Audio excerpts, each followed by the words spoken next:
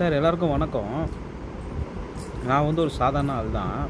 திருச்சியில வந்து விஜய் வந்து ஒரு மீட்டிங் போட்டாரு. மக்கள சந்திக்கணும்னாரு. அவர் பாட்டு வந்தாரு, மக்கள சந்திச்சாரு. என்ன பிரச்சனையோ அத பத்தி பேசினாரு. இந்த ரமேஷ்ன்னு ஒருத்தர் இருக்காரு. அறநிலைத்துறை அமைச்சர்.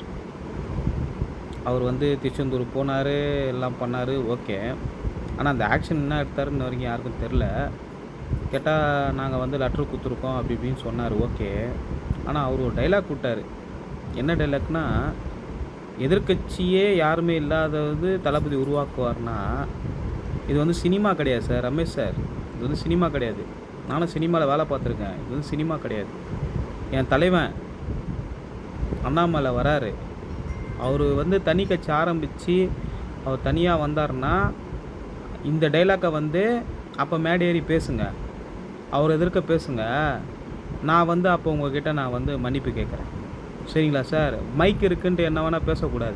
எங்ககிட்டயும் ஃபோன் இருக்கு, கேமரா இருக்கு. நாங்களும் என்ன வேணா பேசுவோம்.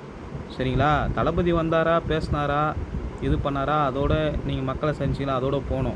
இந்த எதிர்க்கட்சி, பக்கத்து கட்சி, சைடு கட்சி, உங்க தளபதி டயலாக்கே நானே சொல்றேன். சரிங்களா?